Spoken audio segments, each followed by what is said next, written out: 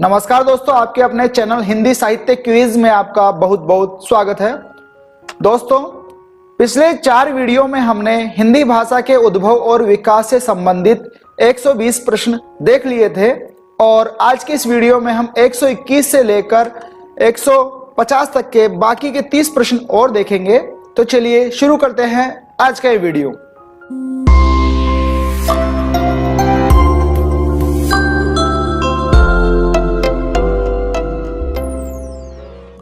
दोस्तों, वीडियो शुरू करने से पहले मेरी आपसे रिक्वेस्ट है कि अगर अभी तक आपने हमारे चैनल को सब्सक्राइब नहीं किया है तो चैनल को सब्सक्राइब जरूर कर ले और बेल आइकन को दबाकर नोटिफिकेशन ऑन कर ले ताकि हमारे आगे आने वाली वीडियो की जानकारी आपको सबसे पहले मिल सके। तो चलिए वीडियो में आगे बढ़ते हैं।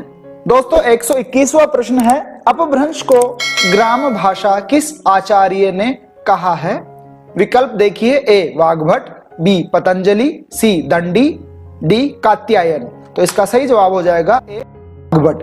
वाग्भट और हेमचंद्र दोनों ने ही अपभ्रंश को ग्राम भाषा कहा है। अगर वाग्भट की जगह हेमचंद्र आता है तो आप हेमचंद्र भी इसका उत्तर बता सकते हैं।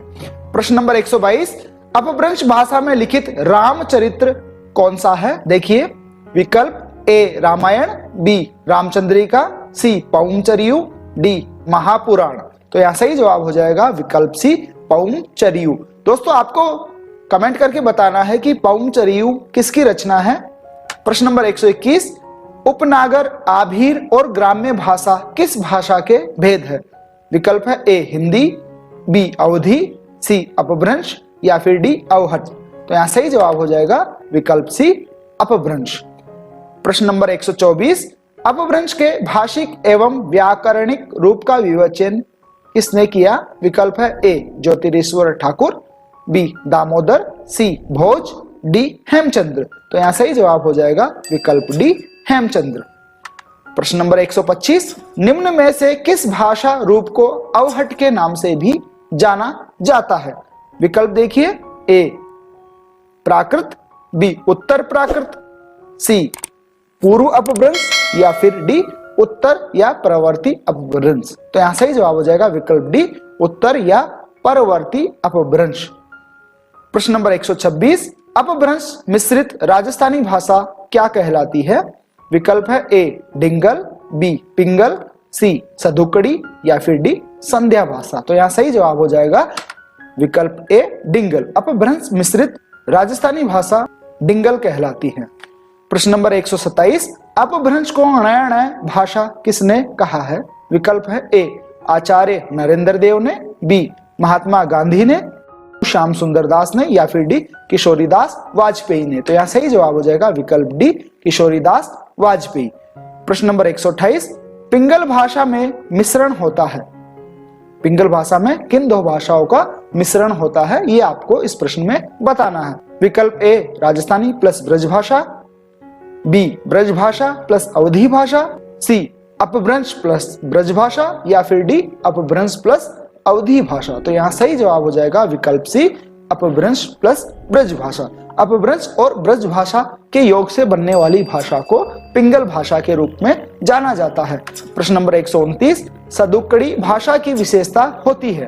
विकल्प देखिए, ए संस्कृत के तत्सम शब्द होते हैं, बी विकृत या तद्भव शब्द होते हैं, सी अनेक बोलियों के शब्द होते हैं या फिर डी अपभ्रंश के प्रचलित शब्द होते हैं। तो यहाँ सही जवाब हो जाएगा विकल्प सी अनेक बोलियों के शब्द होते हैं। सधुकड़ी भाषा का प्रयोग निर्गुण संप्रदाय के संत कवि किया करते थे। प्रश्न नंबर 130, हिंदी भाषा का अद्यतन इतिहास के संपादक कौन थे? विकल्प है ए मिश्रबंधु, बी बच्चन सिंह, सी डॉक्टर नगेंद्र या फिर डी श्याम सुंदर दास। तो यहाँ सही जवाब होगा विकल्प सी डॉक्टर नगेंद्र। प्रश्न नंबर 131, हिंदी भाषा और साहित्य का इतिहास नामक अलग अलग ग्रंथों के रचयिता कौन है? विकल्प है ए हरि ओग एवं बच्चन सिंह, बी श्याम सुंदर दास एवं चतुरसेन शास्त्री, सी हरिओद एवं चतुरसेन शास्त्री या फिर डी नलिन विलोचन शर्मा एवं कृपाशंकर शुक्ल। तो यहाँ सही जवाब होगा हरिओद एवं चतुरसेन शास्त्री। यानी हिंदी भाषा और साहित्य का इतिहास नामक 2 अलग अलग ग्रंथ है और इनके जो रचयिता है वो हरिओद एवं चतुरसेन शास्त्री हैं। प्रश्न नंबर 132, ग्रियर्सन का हिंदी इतिहास मूल रूप से किस भाषा में लिखा गया है? विकल्प है ए हिंदी में, बी उर्दू या फारसी में, सी में, या फिर डी फ्रेंच अंग्रेजी में। तो यहाँ सही जवाब होगा विकल्प डी फ्रेंच अंग्रेजी। प्रश्न नंबर 133, पुरानी हिंदी को किस भाषा का समानार्थक माना गया है? विकल्प है ए प्राकृत, बी अपभ्रंश, सी पाली, डी लौकिक संस्कृत। तो यहाँ सही जवाब हो जाएगा विकल्प बी अपभ्रंश। प्रश्न नंबर 134, इनमें से वियोगात्मक भाषा कौन सी है? विकल्प देखिए, ए संस्कृत, बी पाली, सी प्राकृत, या फिर डी अपभ्रंश। तो यहाँ सही जवाब होगा विकल्प डी अपभ्रंश। अपभ्रंश एक वियोगात्मक भाषा है। प्रश्न नंबर 135, पश्चिमी हिंदी का उद्भव किस अपभ्रंश से हुआ है? विकल्प देखिए, ए शौरसेनी से, बी मागधी से, सी अर्धमागधी से, या फिर डी पैशाची से। तो यहाँ सही जवाब होगा विकल्प ए शौरसेनी। पश्चिमी हिंदी का उद्भव शौरसेनी अपभ्रंश से हुआ है। प्रश्न नंबर 136, पूर्वी हिंदी की बोलियां अपभ्रंश के किस रूप से विकसित हुई है? विकल्प देखिए, ए मागधी से, बी अर्धमागधी से, या फिर सी शौरसेनी, या फिर डी पैशाची अपभ्रंश से। तो यहाँ सही जवाब होगा बी अर्धमागधी। अर्धमागधी अपभ्रंश से पूर्वी हिंदी की बोलियों का विकास हुआ है। प्रश्न नंबर 137, अवहट शब्द का सर्वप्रथम प्रयोग निम्न में से किसने किया? विकल्प है ए ज्योतिरीश्वर ठाकुर ने, बी दामोदर ने, सी भोज ने, या फिर डी हेमचंद्र ने। तो यहाँ सही जवाब होगा विकल्प ए ज्योतिरीश्वर ठाकुर ने। अवहट शब्द का सर्वप्रथम प्रयोग ज्योतिरीश्वर ठाकुर ने अपने वर्ण रत्नाकर में किया था। प्रश्न नंबर 138, किस विद्वान ने हिंदी के आरंभिक रूप को कहा है? विकल्प देखिए, ए आचार्य रामचंद्र शुक्ल ने, बी भोला शंकर व्यास ने, सी हजारी प्रसाद द्विवेदी ने, या फिर डी चंद्रधर शर्मा गुलेरी ने। तो यहाँ सही जवाब होगा विकल्प बी भोला शंकर व्यास ने। भोला शंकर व्यास ने हिंदी के आरंभिक रूप को अवहट के नाम से कहा था। प्रश्न नंबर 139, उस समय जैसे गाथा कहने से प्राकृत का बोध होता था, वैसे ही दोहा या दूहा कहने से किस भाषा का बोध होता था? तो यहाँ विकल्प है ए अवहट का, बी अपभ्रंश का, सी प्राकृत का, या फिर डी संस्कृत का। ऐसे ही जवाब हो जाएगा विकल्प बी। और ये जो कथन है, ये कथन आचार्य रामचंद्र शुक्ल का है।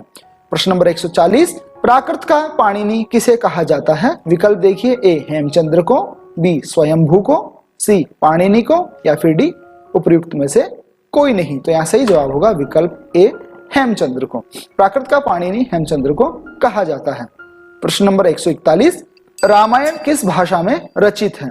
विकल्प देखिए, ए हिंदी में, बी अवधी में, सी प्राकृत में, या फिर डी संस्कृत में। तो यहाँ सही जवाब होगा विकल्प डी संस्कृत में। प्रश्न नंबर 142, सिद्धों की गूढ़ भाषा का नामकरण हुआ है, किस नाम से जानी जाती है गूढ़ भाषा? विकल्प है ए सद्धुकड़ी भाषा, बी प्रलापी भाषा, सी संध्या भाषा, या फिर डी चमत्कारी भाषा। तो यहाँ सही जवाब होगा विकल्प सी संध्या भाषा। प्रश्न नंबर 143, सिद्धों की भाषा को संध्या भाषा निम्न में से किस विद्वान ने कहा है? विकल्प देखिए, ए आचार्य रामचंद्र शुक्ल ने, बी मुनि अद्वय वज्र और मुनिदत्त सूरी ने, सी हेमचंद्र ने, या फिर डी दामोदर व्यास ने। तो यहाँ सही जवाब होगा विकल्प बी मुनि अद्वय वज्र और मुनिदत्त सूरी ने। प्रश्न नंबर 144 देखिए, मुगल काल में हिंदी भाषा पर प्रभाव डालने वाली भाषा कौन सी थी? विकल्प है ए फारसी, बी अंग्रेजी, सी चीनी, या फिर डी जापानी। तो यहाँ सही जवाब होगा विकल्प ए फारसी। प्रश्न नंबर 145, हिंदी के आरंभिक काल को अपहृत काल किसने कहा है? विकल्प है ए भोला शंकर व्यास ने, बी जगजीवन राम ने, सी रूपाराम ने, या फिर डी लाला श्रीनिवास ने। तो यहाँ सही जवाब होगा विकल्प ए भोला शंकर व्यास ने। प्रश्न नंबर 146, हिंदी भाषा को अमीर खुसरो ने क्या नाम दिया था? विकल्प है ए हिंदी, बी हिंदवी या हिंदुई, सी आर्य भाषा, या फिर डी भारती। तो यहाँ सही जवाब होगा विकल्प बी हिंदवी या हिंदुई।